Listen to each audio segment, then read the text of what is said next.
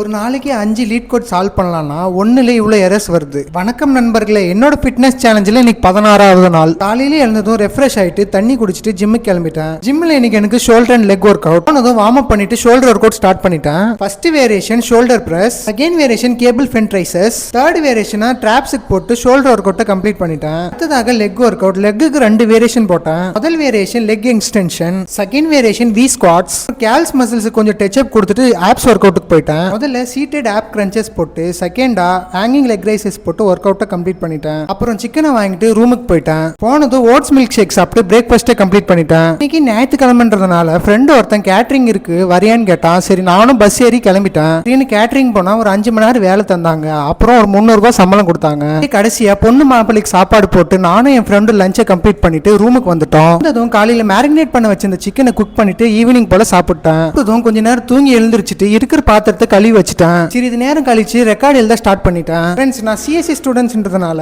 5 சப்ஜெக்ட்டுக்கு அப்சர்வேஷன் எழுத சொல்றாங்க. அப்சர்வேஷன் முடிச்சதும் அடுத்ததாக லீட் கோட் ப்ராப்ளம்ஸ் கிட்ட இறங்கிட்டேன். ChatGPT பார்த்து கோட் டைப் பண்ணாலும் எரர்ஸா தான் வருது. இன்னும் ChatGPT ரெஃபர் பண்ணி ஆட் மீடியமா கேட்டகரி பிரிச்சுட்டு லீட் கோடை கம்ப்ளீட் பண்ணிட்டேன். இது வரைக்கும் என் வீடியோ பார்த்திருந்தீங்கன்னா ஃபாலோ அண்ட் சப்ஸ்கிரைப் பண்ணிக்கோங்க நண்பர்.